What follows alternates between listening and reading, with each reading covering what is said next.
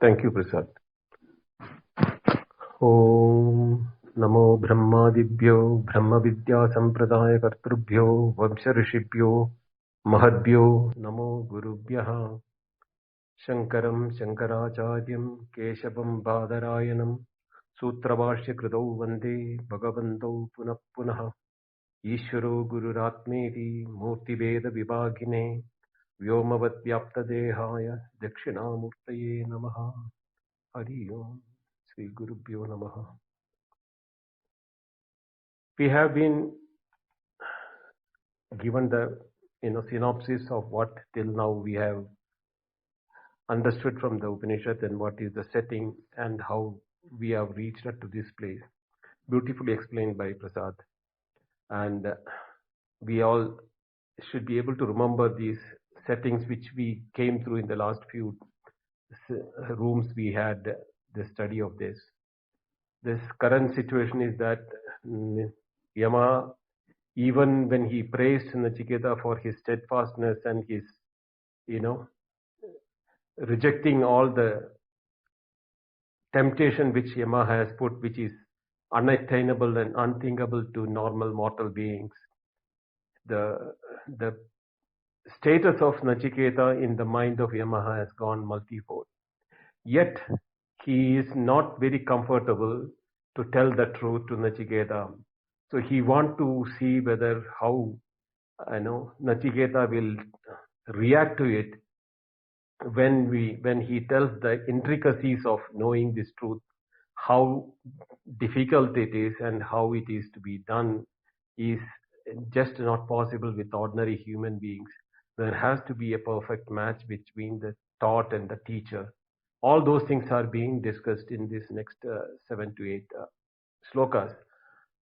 So in the last sloka which we had, Shravanayapi bahubir yo na labhyaha Shravanandobi bahuvo yam na vidyuhu Ascharyo vakta kushalonya labdha Ascharya jnata kushalonya shishta. These were the last sloka which we had discussed. I'll just refresh that in your memory. Yaha na labhyaha. Yaha means this Atma is na labhyaha, is not available. Shravanaya api, even for listening for Bahubi. Bahubi janana krite, for many people who are the millions in the world, for them, the word Atma itself is not available for hearing. Forget about their interest to know about it. Janati ichhati yatate. If you know only, you will make an attempt to that. So even with the facilities which are available, even with this modern world, not many are even not getting a chance to know that there is something called Atma Vidya or Adhyatma Vidya. So Bahubi api Shravanaya na labhyaha ya Atma. Api Shravananta Bahava na Vidyuhu.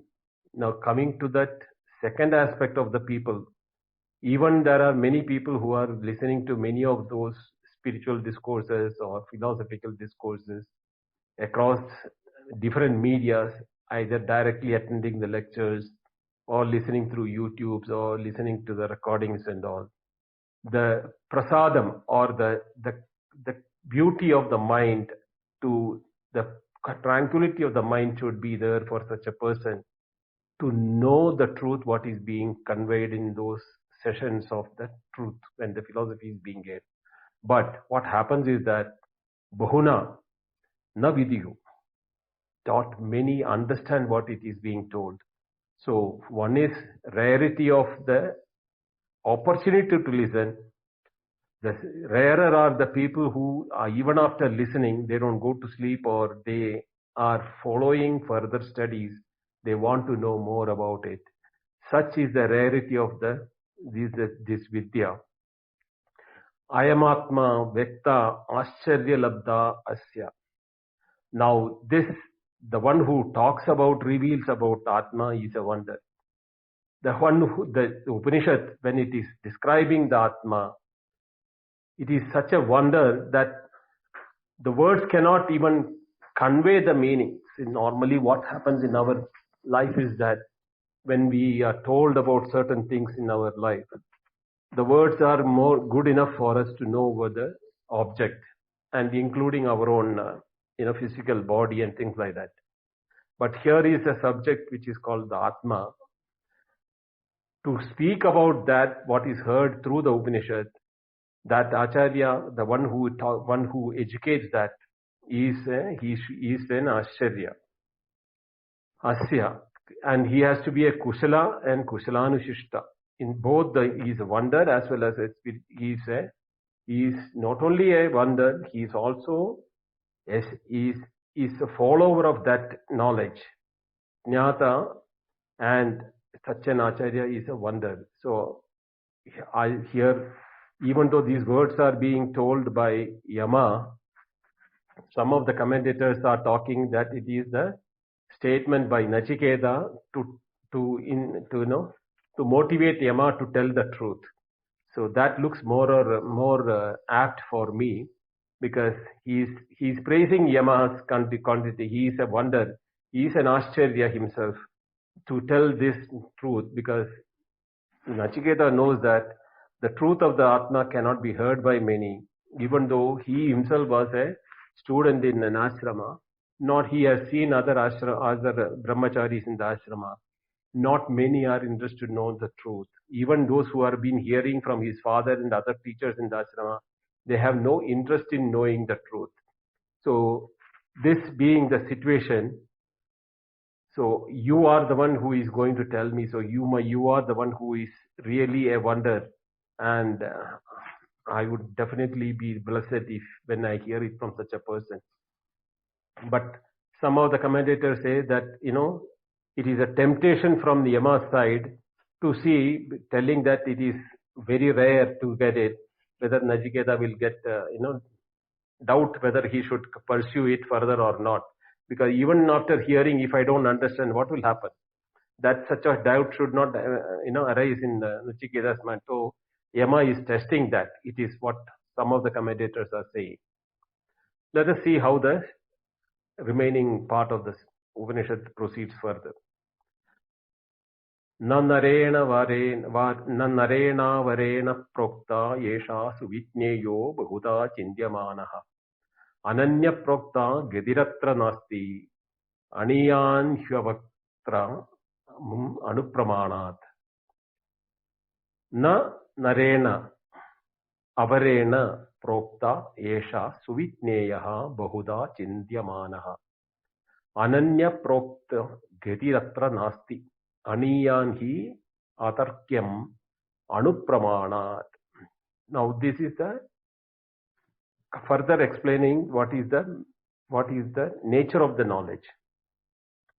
Esha prokta narena avarena na suvitneya. That is, this what is being told is not understood clearly by an incompetent person. Avarena means incompetent person. Narena is an incompetent person. Is avarena narena. Na suvitneyaha. He cannot understand this. What is not this? What is being told? Even bahuda chindyamanaha. Even after thinking for many times, many length and many times. This is even if they think that he is not able to prokta, he is not able to absorb or understand what is being told. Ananyam prokta gediratra nasti. There is no other way other than when it is revealed by one who is not separated from it. Ananya, the word Ananya is Ananya prokta. Now you might have heard this Ananya in Bhagavad Gita also many times. Ananyas chindayan domam ye jana paryupasade tesham nitya abhiyuktaram yogakshemam vahamyam. This Ananya is very, very foundation of Advaita. The truth is that the teacher who is talking about the truth cannot be different from truth. Then there is no conviction in conveying the teaching. See, this is what happens for all our material sciences and material our things. The history is being taught as what is being happened in the past. Even the science and the maths and the zoology and biology, everything is taught as studying as objects Never is there a study or a teaching which matters to the listener as well as simultaneously to that one who is teaching. So, such a subject is being told can be told only a person who is established in the truth and who can talk from that position of knowing the truth. Then only it can be conveyed. Why? Yacho vacho nivartande aprapya manasa saha. Because words cannot express about it. Even the mind will return without understanding what it is.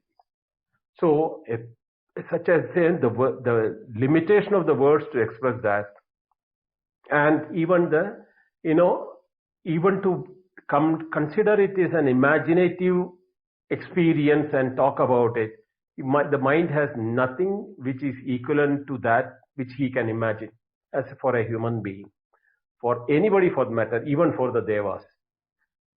So even in the other Upanishads, Nanya Panda Vidyate Ayanaya, there is no other method in which to achieve that. So wherever you look at it, the importance of the nishtha or the abidance by the teacher in the truth is very mandatory for the right explanation.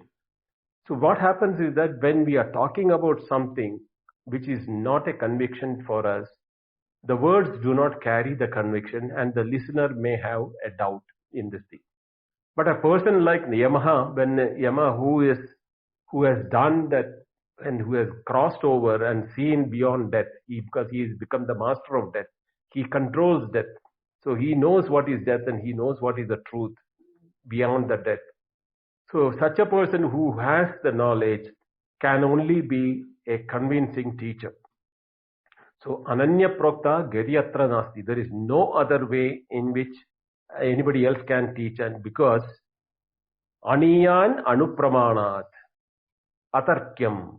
Now the three words which are very important in this is Aniyan. It is the subtlest of the subtle, because even the Akasha, the space, is supported by it. Now we know the space is the subtlest of the everything which we can think about. The mind can think maximum what is known as a space. Now this is the substratum, or this is the support for even for the space. So how subtle can it be is not even fathomable by the mind. Atharkyam. Now let us think that it is logically we can put different type of logics, like how it is, like Gadakasha, Matakasha. There are different tarkas which is used in that way itself, or to explain that it is like the Akashavat Chidakasha. Why?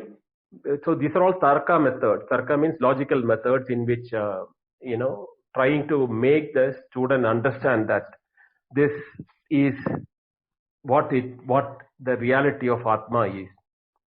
Anupramanat. Now, even the Anu, what we are talking here is not an atom, which like the atom on today, what we are thinking at.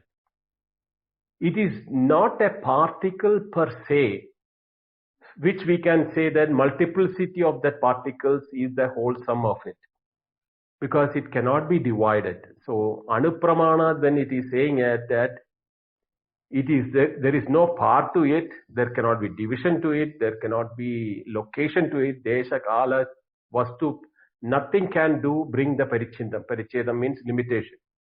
Either the space, time, or the object. None of them, they all exist in the space. So only this up to the level of space they can bring in the Panupramana. But this is beyond that. So that is why in this sloka, that this is what is said is that this Atma imagined variously by various thinkers. When it is revealed to an incompetent person, he cannot understand it clearly. Bahudana thing. Even when it is heard, when somebody heard or revealed to him, who by a teacher who is not established in that, even then it doesn't get understood by that, because of various reasons which we discussed till now. So having discussed this, then that Yama continues this next set of what it is that when he said atarkena. Nesha tarkena madirapaneya proktanyenaiva sunatneya preshta yam tvamapa tatyadhirdhri vatasi twang dring no bhuyan nachiketa prashta.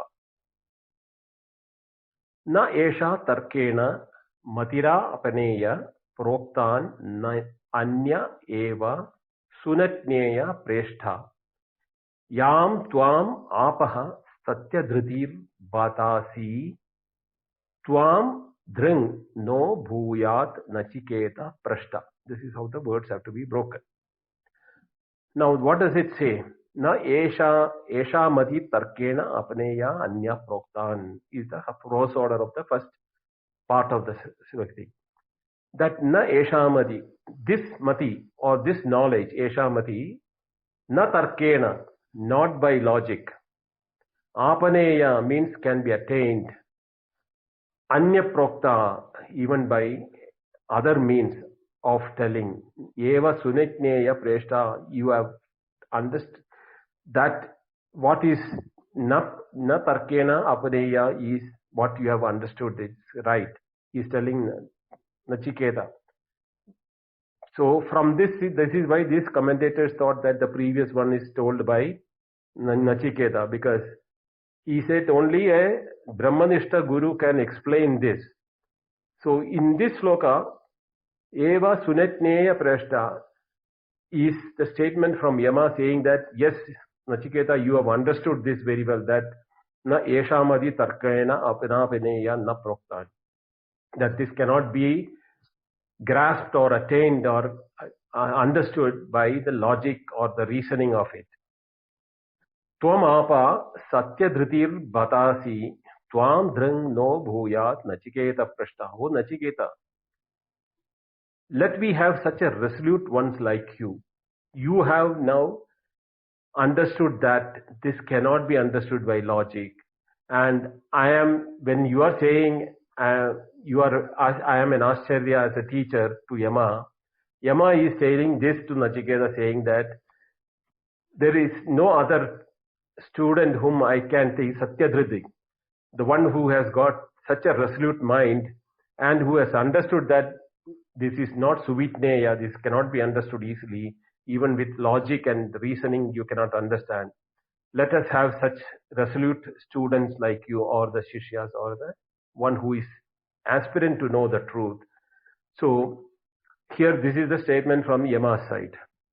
So first statement, Yama, Nachiketa said Guru is Ascharyam. Here the Guru says the Shishya is the most resolute one, and he also understood that it cannot be understood by not by reasoning. Janamyaham sevadhiritya nityam nahyududai prapyatehi dhruvam tat tato maya nachiketosti agniryatyi dravyai praptavanasmi nityam. This is again the statement by Yama, Lord Yama is saying. Janami aham sevadi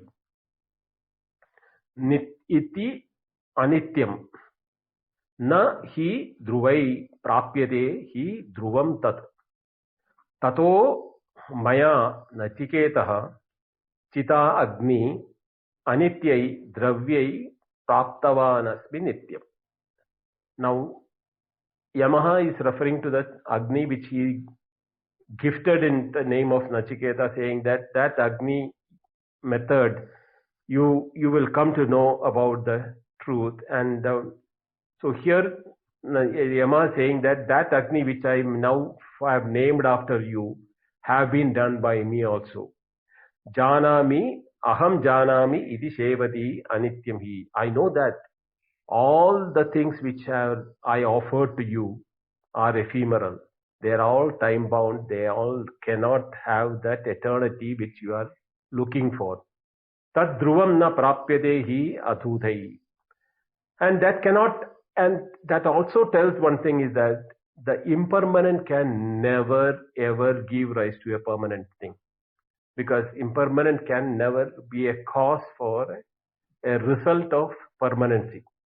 So if you look at that cause and effect thing, if the impermanency is there in the cause, the product also has to have the impermanency. So that is why aham janami, I know that this truth which I knew, O Nachiketa, tata agnichita maya anityai dravyai praptavan asmi nityam. Yet this Agni which I have made in the name of the earth is also impermanent.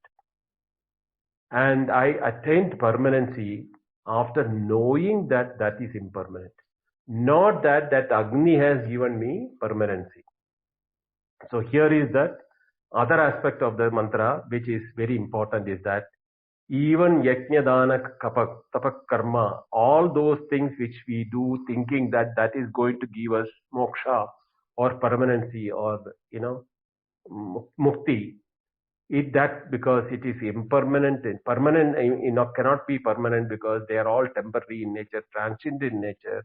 Even the Agni which has now named after you, I have done that myself many times, and that has made me realize that what I have attained permanency is not through the Agni. That Agni is only an instrument which made me realize that even that Agni is impermanent, so that cannot give me the result of permanency which I have attained by doing it many times.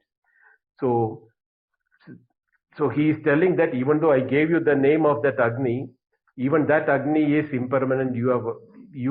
Even though it is given to you, you still did not get tempted by that and did not go back saying that, okay, let me be the one known that Agni as my name. But you said, keep all those things to yourself, and you wanted to know only the truth. So indeed, blessed is you, O Nachiketa, that even I have to do this Agni many times to know what is the permanent. Through the impermanency of the Agni only, I knew that there is permanency. Kamasyaktim jagata pratishtam kratoranyatya abhasya taparam stomamaham duragyam pratishtam drishtva dhritya dhiro nachiketo tyakshrakshi kamasya aptim jagatah pratishtam krato ananyatyam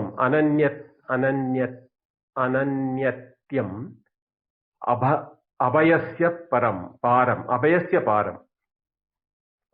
param stoha mahat urugayam pratishtam drishtva dhritya dhiraha nachiketa atyasrakshi.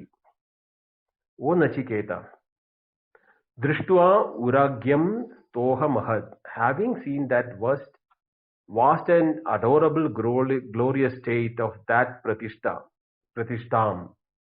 Here he is referring to that pratishta of that status of Virat or Hiranyagarbha. Drishta urugahyam stoma mahat. Mahat means vast. Stomam is adorable. Urugahyam is glorious. Drishtva, having seen pratishtam state. Apting kamaya, limit of all desires. Kamaya aptim, pratishtam jagat, the substratum of the cosmos. Ananyatyam karto, the end result of the endless meditation. Krato is a meditation. Anantyam, without endless, anantyam, without the never-ending meditation.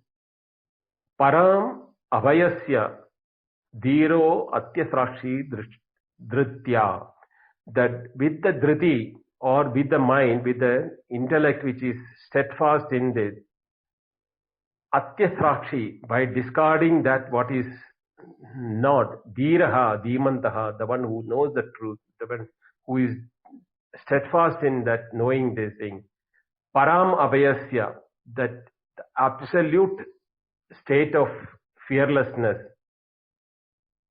is achieved by anantyam krato, even that endless meditation, which is the pratishtam jagat, the substratum of the cosmos, from which यतो वा इमानि जातानि जायन्ते येत जातानि जीवन्ति यत् प्रविन्त्य विषं विशन्ति तदेव ब्रह्मत्वं विद्धि. From which everything comes, in which everything remains, and into which everything goes back. That is what is the Pratishtam Jagat. So, O Nachiketa, we have seen all those things. So, having considered that all those things, and only with your discriminate mind, when I offered you that Hiranyagarbha Pratishtam state, that state of, till as long as you want, you can live and you can be the king of everything. That state of Hiranyagarbha also you have firmly discarded, and that your mind is steadfast on the highest at the state of fearlessness. So he is again praising Nachiketa in this sloka. Then in the 12th sloka, tam durdasham gudam anupravishtam guhatitam guverashtam puranam adhyatma yoga adigamena devam matva dhiro harsha shoko jahati. Now, in this sloka, he is talking about the result of what happens to a dhira, a dhimantaha, or for having who has attained that. Now, tam durdasham gudam anupravishtam guhatitam gavareshtam puranam adhyatma yogadigamena devam matva dhiraha harsha shokaha jahati. Matva tam devam. Having understood that devam means, here devam stands for Atman. Matva tvam devam. Guhatitam. Behind. So here guha. Atitam means beyond.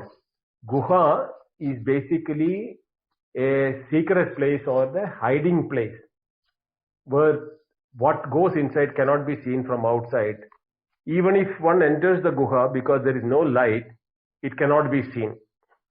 So typically in the Upanishad, the guha is mentioned as the cave of the heart where the Atma resides, or Atma is supposed to be found, because it cannot be found. It is not an object to be found.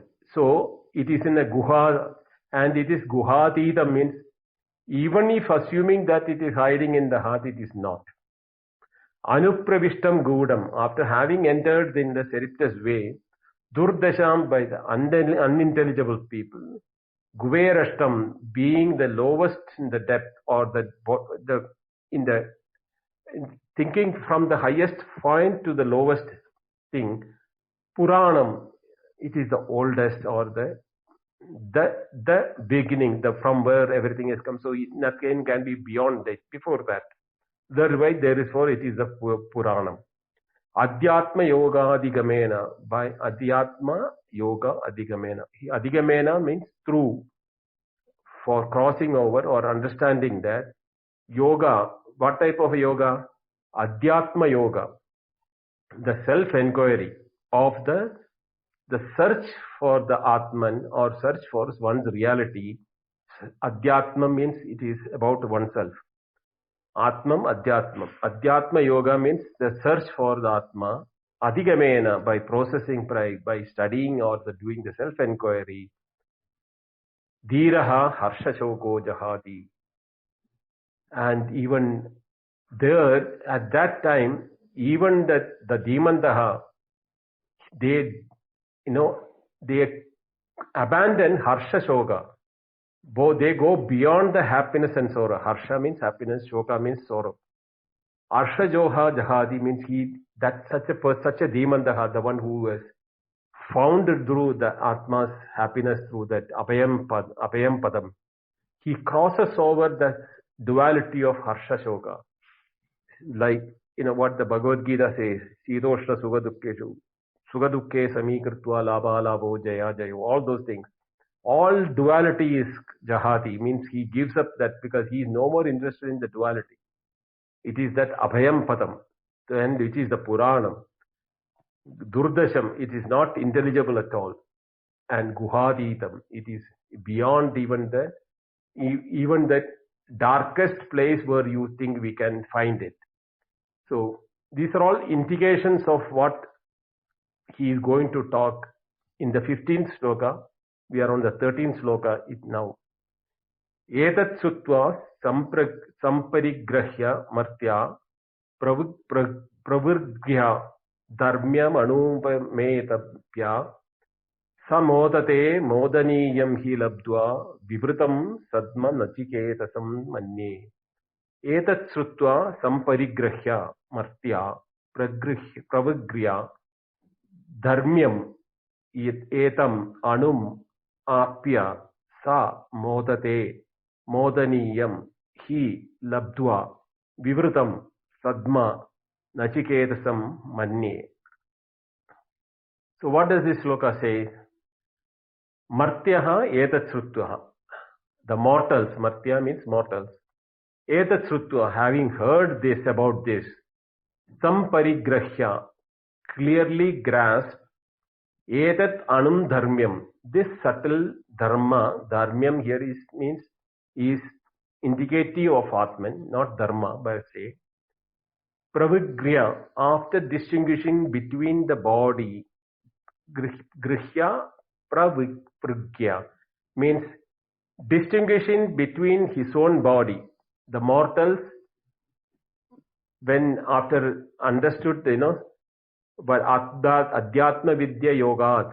So what is that talking about is, when he does this adhyatma yoga vidya, he is able to distinguish between his body and the Atman, etam anum dharmyam, which is not part of the body, because he is the one who knows even the body. Apya, then he accepts that what? Labdva modaniyam sa modatehi. When he attains that state of knowledge, modaniyam sa modatehi, he indeed really is in a state of bliss. Modaniyam means one which is potential of or have potential to be in the happiness. Now the word modaniyam has got a very importance here. It's modam pramodam. See, these are two difference between the two is that when you have when you have an object, you like it, there is an ishtam or a kamam for the object. When it comes within your possession or within your grasping limits, then comes the modam. So here, the modaniyam modadehi, when he says is that it is as good as what we can think about. That is, suppose if we want to, in the objective world, if I am to say an example, you want to achieve an object. As long as the object is distant and away from you, you are not happy. There is always a separatedness, and then our happiness is not expected until we get the object. The moment the object comes within the graspable limit, there is some sort of an excitement and pleasure which is that. Now this is as far as the physical objects are concerned. Now imagine something which is becoming, a state like getting a result or becoming a parent or becoming a grandparent. There is no physical object. It is more of a mental in nature. So when we hear the news that it has become part of us, that the happiness is of a different nature, unlike the object which we are getting from our physical world. Now, in this one, he is still in a state of modaniyam, that type of a state where he has understood this, thinking that he has understood what it is, Atma, and he enjoys it, manye. And I consider, he has a aham manye sadma vivritam. Nachiketa, I think you are now prepared or you are getting ready to receive that state of modaniyam. When I told you about the glimpses of what is Atma, I have not yet told you what is the truth. I am only telling what it is can be like. It is anoraniyan Mahato Mahiyan, that is very this Guhayam Pravishtam. It is beyond where Harsha Moha Shoka Vihrite.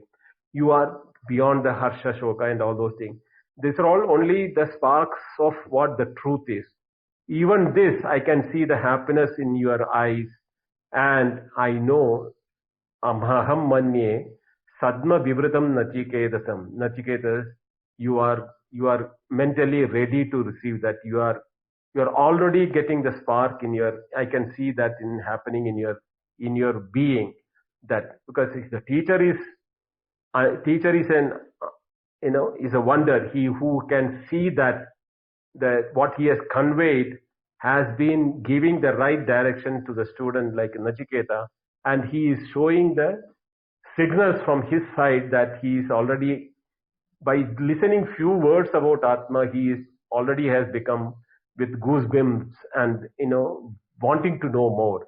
That eagerness is being shown in the Nachiketa's face, and you know that feeling which Yama could see in Nachiketa is what being explained in this sloka.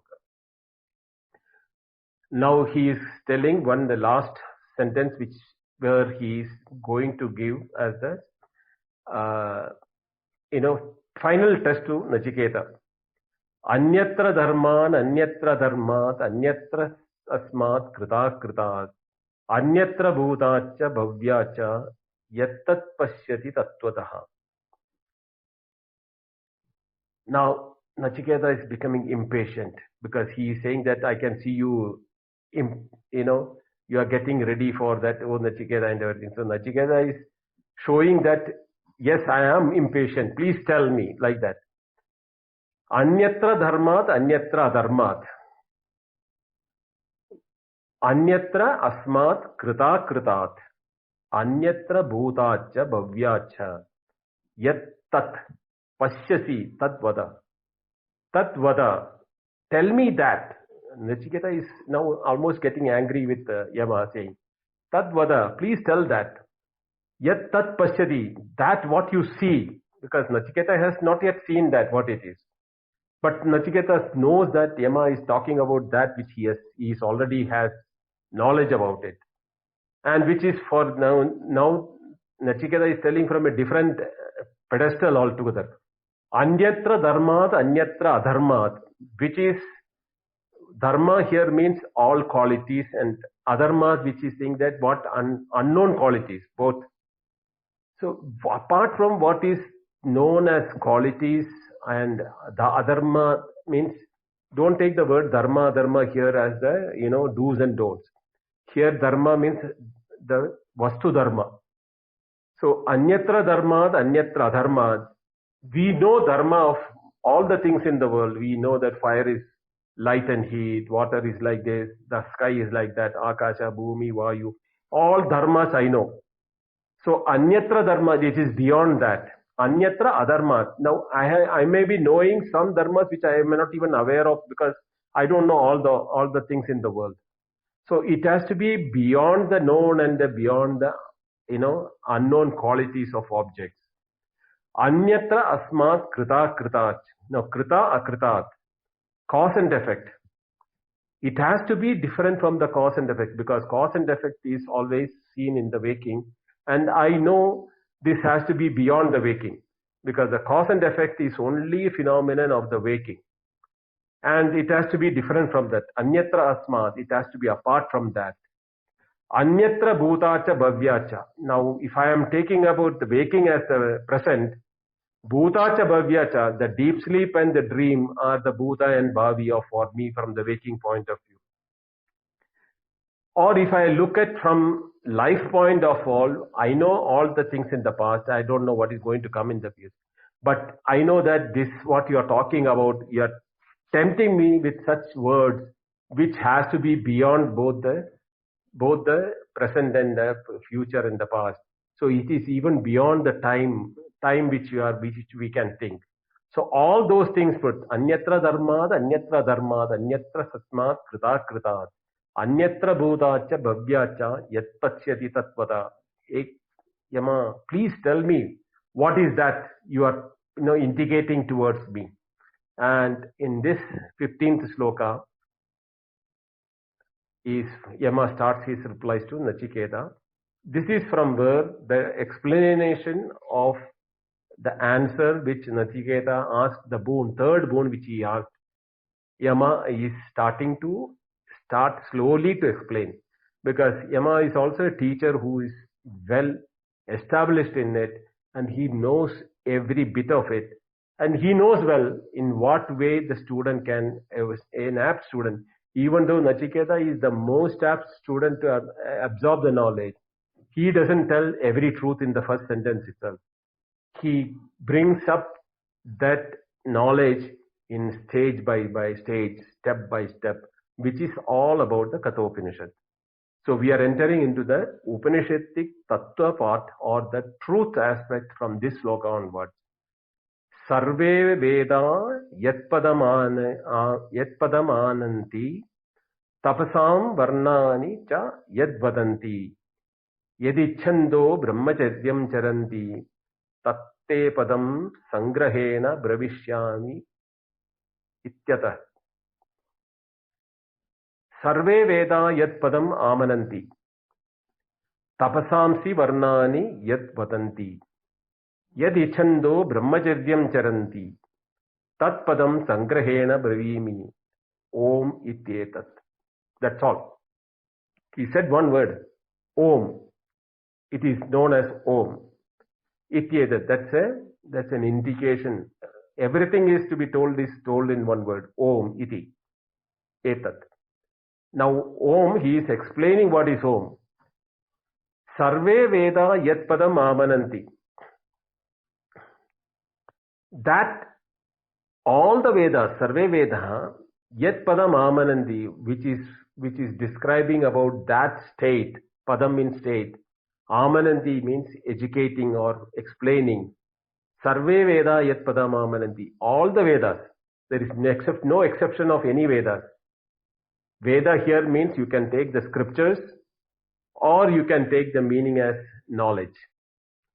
In both the cases, the result is the same.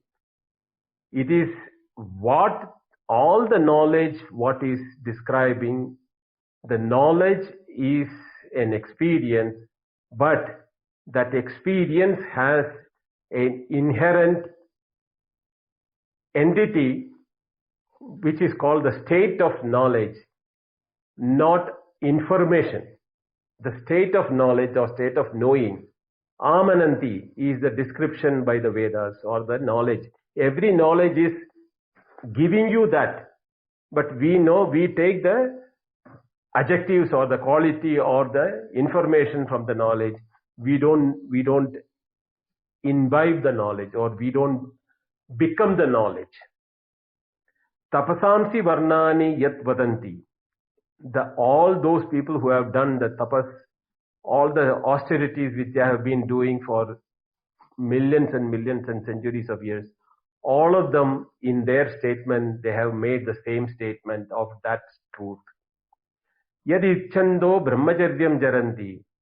Those who are brahmacharis or brahmanishtas, or who want to know about the brahmacharya, and they follow the path through that, with the interest to know the truth. Tat padam, that state, sangrahena bravimi, I am going to tell you in a nutshell. Om ityetat. It is known as Om or Pranava. Om. That's all. The 15th sloka has made the statement Om. If you see that in the Mandukya Upanishad, the opening statement itself on the Upanishad is Om ityedaksharam Brahma. So Om is one word for the Brahma. Now what is Brahma? Brihatvad Brahma. There is nothing bigger than that. Brihatvad. Anything and everything is included in it, in that word Om. Now, how does the word Om has been found out by the rishis of the scriptures as a one word? Actually, Om has got 3 alphabets, 3 varnas in it. A, U and M is the ending note. The method of upasana is explained in the Mandukya Upanishad. Whereas in the Om, the explanation is that the first sound anybody can make is by opening mouth is A. So that is where the creation takes place, or the everything which has got a name has A in it by default, because that is where the first sound comes up. And before any word is stopped, statement, you have to close your mouth. So when you close your mouth, the only way you can close your mouth is by bringing your lip together, and that time what sound you make is the half makara, half ma, because ma means you have to close and then open, then only ma will come, because ma plus a. But when you stop with that, the last word, you say that om, the end of the om word. And the middle portion is called u, which is closer to the nasal. So both the nasal sounds, the non-nasal sounds, and what lies between the akara and makara, between the a and opening your mouth and closing your mouth. You cannot have in any religion, any language, any world, anywhere in the world, if a human being is uttering something about any object, it has to fall within this. So all names will fall in this, and there is no object without a name. So name, shabdam, if you want to name an object, nama rupam eva vastu.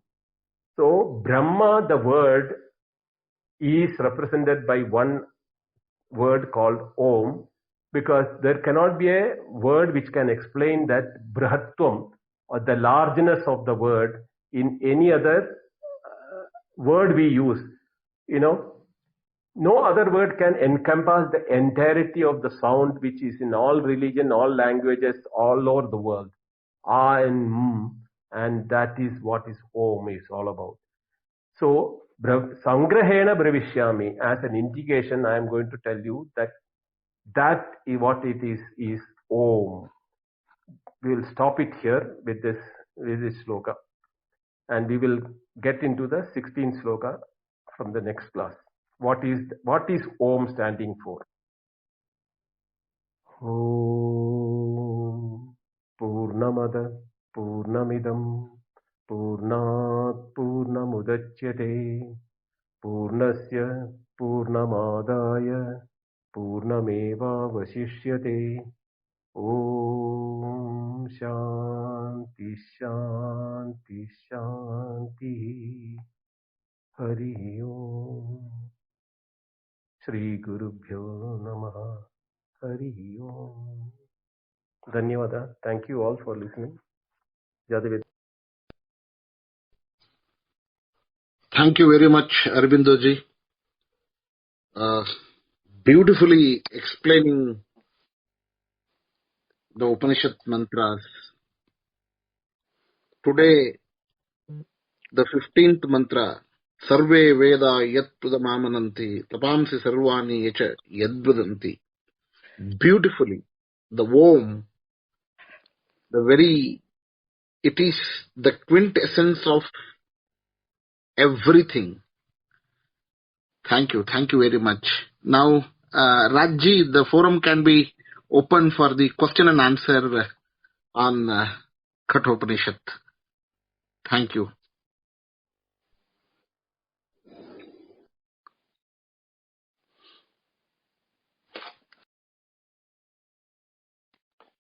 Thank you, Arvind. My question would be just starting from the last line, Om. Can you, it's very simple, but why is Om? Why is that the goal? Because we have a limitation when, as a seeker, we have been only learning things from the sound. From childhood till now, all inquiries, we needed a name and a form associated with the name. Now here, the Upanishads have to bring in the formless, the one which cannot be known through the mind, which cannot be understood by reasoning, logic, or any of those methods. So, as a concession for a student, the word Om is being explained in all the Upanishads as a symbolic word for Brahma. Brihatva Brahma means by the the largest. Brihat means largest. Because of the largeness, which is nothing more than that, because everything is encompassed in it, that is the idea of Brahma, because outside Brahma nothing is there. Everything is within Brahma. So to indicate such a word, even though Brahma is being used, Sarvam Khalidam Brahma and all those things, for a student to know what is Brahma, Brihatvad, he can maximum think about what is. If he has seen land, he can think about land. He can see ocean, means he can think about ocean. The maximum he can think about the sun and the moon, not beyond that. That's nothing.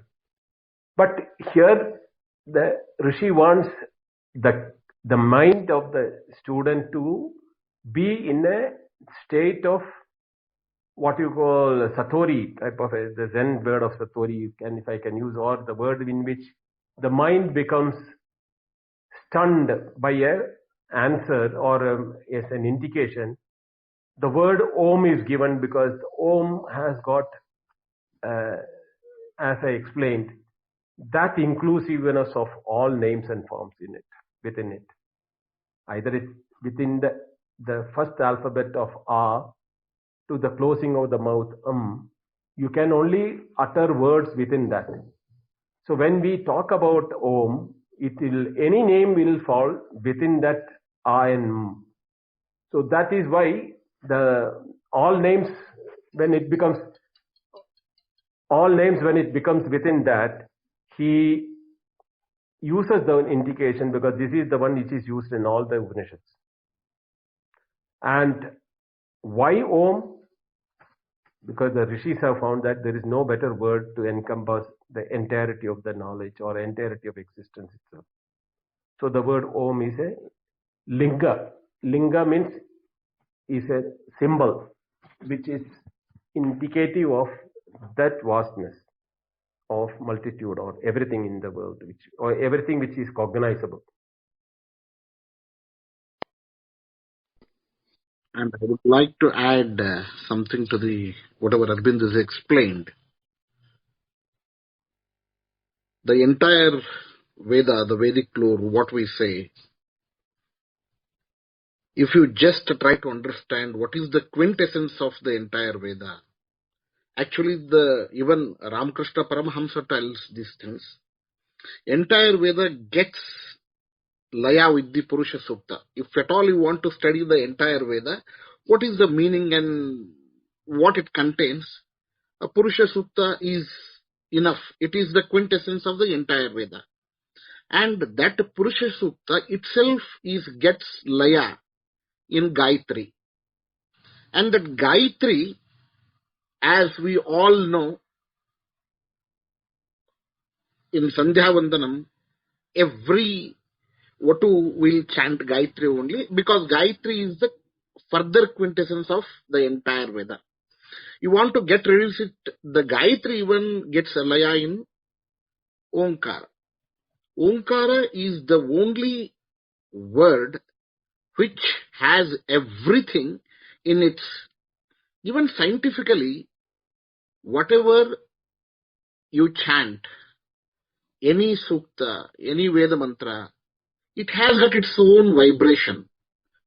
But the Omkara, it has all the vibration in it. That is the beauty of Omkara.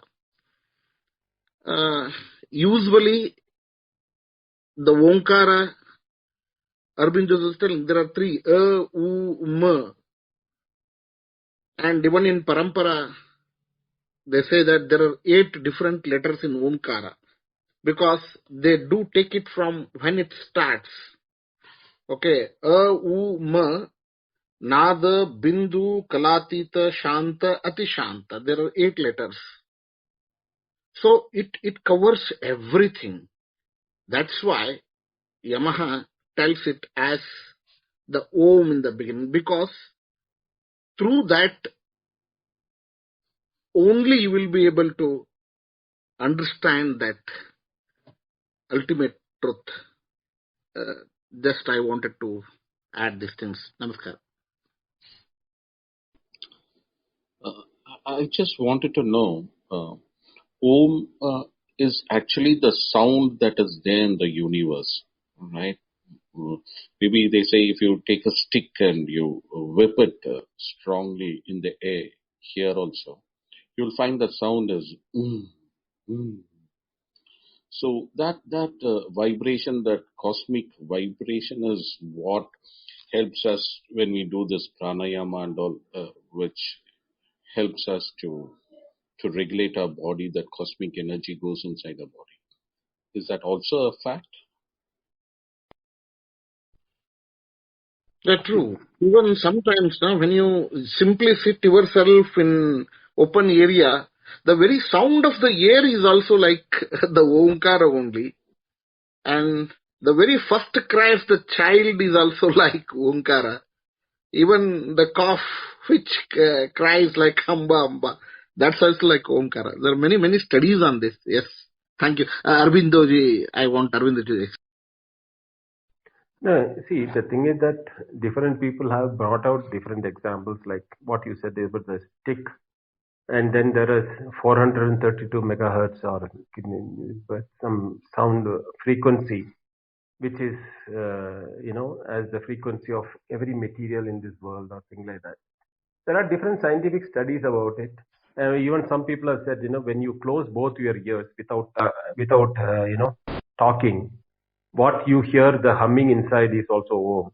So there are different methods in which people are talking about. But those are all, extra information, or the people done their own studies. If I am sticking to what the scriptures are saying, the scriptures are not talking about any of those examples which is today modern world is talking about, because they are not talking to find Om in the objects outside. They are trying to find out the Om, which is the substratum for everything. So you cannot find it at the same time it is the substratum for everything. That is how one has to understand that.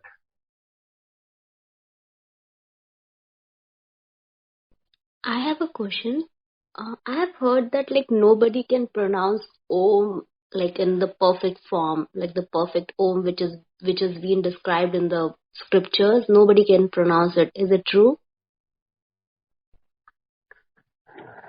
I don't know from where you heard that, but there are definitely Shiksha Paddhati in the Sanskrit language where Anudatta, Udatta, Swarita and Nasika, Anunasika, all the Vedas with the different locations where the sound is being used. That explains very clearly which time what will be the modulation which one need to do and how the correct way of Om is to be pronounced. It is part of the first step in the Shiksha Paddhati itself in the Sanskrit language. So I don't know how you or who told you this about which it cannot be told. I don't know. In fact, they say it's and even Amen, where Christianity uses also. No, it is all convoluted explanations. Okay. So will you say Karashna to say Krishna? It is Kakara, Rakara, Refa, and Shakara and Nakara, no? Will you say Karashana? No, you say Krishna, no? Kakara, Rakara, Shakara, Nakara, and there is Akara in between also. So Krishna only we say. We won't say Kuru, A, Shin, A, Na. We don't split that way. There is a Sandhi rule in Sanskrit. So when they say Akara plus Ukara is O, A plus U is O. That is why O. And when you say and when you end the O, if you don't stop the O, only the air will stop. But if you want to stop the pronunciation of the O, then you have to close with your lips. So when you close with your lips, what will happen? The makara, the ma will come as the ending of it. That is, your breath is not stopped. You are stopped. You are telling O, and you want to stop pronouncing the O. You can do it only by closing your lips by m. So when you say O, without, if you stop the air, the sound can stop because because the air is required for pronouncing. But without stopping the air, if you want to stop the Om, then you have to say m. Agree. In Tamil, there's a gentleman who has put it, Skanditya is put Om, because you can also pronounce as Am also in Tamil, but actually our forefathers have pronounced it as Om only. Sorry, dumb question, but it's often translated as AUM, but we pronounce it OM. Is that correct? Yeah, because in English, the equivalent of A is A. Is not the A, the A. The father, when you say father, the father A is, the A is there, but both father and, apple, you have the same A, but the father A is different from the apple A. Both are using the same alphabet A. So that is the difficulty of using this symbols of a different language to pronounce that. So I've started us talking about OM, but when we go back to 12, I guess, I focused immediately on the teacher being established in truth. Tell us, Aurobindaji, what should we, from this session, what should we be focused on in this section of See, the Upanishad is very clear. Here, the subject which is being described or explained in the Upanishad, what Yama is going to explain to Nachiketa, is not a physical object or a material object which can be within the realm of senses. A sensory object can be explained with the examples, that is by Tarkena, Madhirapaneya, all those examples. What he is saying is that by methodology which is known to know the objective world through the senses, that the pramanas, whether it's Indriya, Pratyaksha, Pramana, Anumana, Upamana, Arthapati, all those syllogism and examples, simile, except all those logical methods of knowing information can be used for as far as the experiences of the objective world. But that doesn't talk about the experiencer and his experience of being himself. That cannot be told by any of those methodology of knowing the objective world. And if that has to be conveyed to a student, the student should feel the conviction in the teaching. That conviction can come only when the teacher, he is a Shrotriyam Brahmanishtam, with the Upanishad says he is a requirement for such a teacher. He should be well versed in the Shastras, because then he will use the methods which is mentioned in the Shastras, the scriptures. And Brahmanishtam means he is established in the knowledge of Brahman. The knowledge of Brahman is, here is what is one thing we should understand. It is not that the teacher doesn't see the student as a Brahman. He sees the student as a Brahman, but he wants to convey that personalized knowledge of knowing what he is should be also felt by the student, because student is also not different from that what he is going to teach. Because when he says Om, the Om includes everything in that. So the student is also same Brahma, but not only the student, everything which can be seen, which can be tasted, which can be touched, all the sense organs. But when we do that with sense organs, the other method of knowledge comes to us, our mundane life experiences. But when it comes to the experience of being oneself,